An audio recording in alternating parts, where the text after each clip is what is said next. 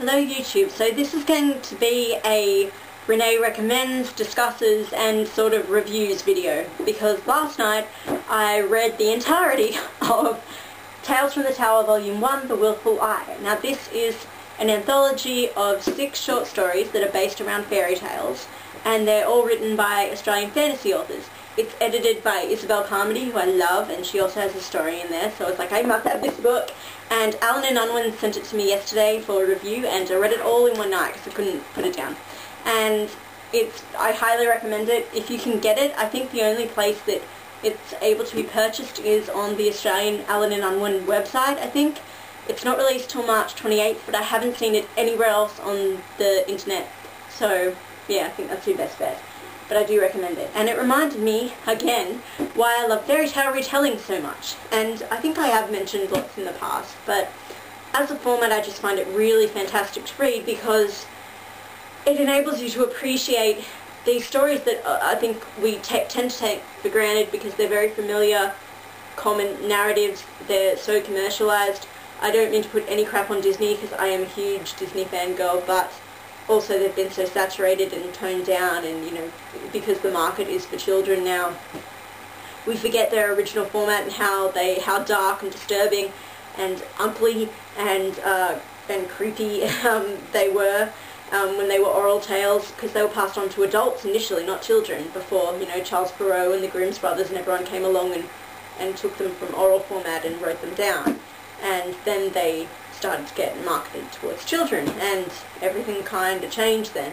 But even like the original Grimm's collections and stuff, and Hans Christian Andersen's original stories, a lot of them still have these very, very adult, disturbing elements to them that we've forgotten, I think a lot of us have. So, you know, you'll say fairy tales and people will think simple, childish, sentimental stories with all these stock characters and archetypes and things. And what I love about retellings is that it enables you to appreciate the stories in their original format, because so often authors, if they do a good job, will take these narratives and put a slant on them that will hark back to sort of the tone and atmosphere and thematic feel that the original tellings had.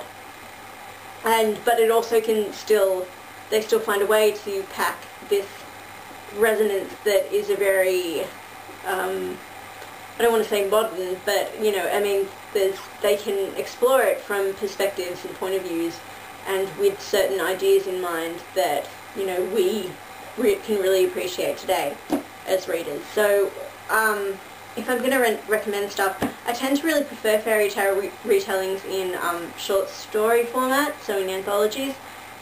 Probably because I think the contained aspect of those can really pack a punch, especially the more disturbing the story is, because it can end very abruptly and you haven't had the luxury of getting absorbed into the tale and stuff. You've had to kind of take it at surface value a little bit. With all these things getting thrown at you, then you have to stop at the end and reflect on what you've just experienced. So certainly I recommend Angela Carter's The Bloody Chamber. It's like the penultimate fairy tale retelling collection ever. It sort of moved the movement forward, I suppose, and it's infamous, and rightly so. It's fantastic. Very, very disturbing, but very good. Also Neil Gaiman, I love some of his stuff. He has collections in Fragile Things and Smoke and Mirrors. They're his short story anthologies. Some of his ones are fantastic, and I think Angela Carter would really like them. They both have versions of Snow White that are creepy as shit, so just be warned. It'll make you shudder. Obviously, in terms of like full-on novels, one of the most popular fairy tales is Beauty and the Beast. People tend to like to do that one. I think because maybe it's one of the more, I use this term loosely, sentimental narratives of the original canon. And I guess it's kind of the most easy to romanticize, I suppose. So, you know, you can do a lot with that, especially for young adult audiences. I mean, obviously we've got Beastly, has been pretty popular, and it's getting its cinematic release soon.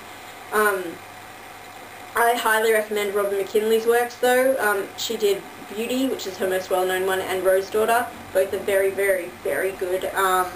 Also, Mercedes Lackey, who I'm a fan of, she did one called The Fire Rose, it was certainly interesting, definitely different, but I really liked it. And obviously recently I reviewed Juliet Marillier did Heart's Blood, which was an adult version of it, but very, very, very good stuff.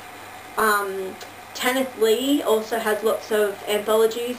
Her tales are very dark, so just a warning, and you might not agree with all of them. There's some pretty controversial stuff in there. A lot of these collections have some stuff that may make you feel a bit ill, but that's why I think they're so effective and I really appreciate them. I think because they've got the fantasy to kind of shroud over the really disturbing elements, so it amplifies it in a way, but it also, for me, makes it a bit more bearable because it's quite serious stuff in there. But I don't know, for some reason I can stomach that kind of thing easier if it's an elevated world and stuff.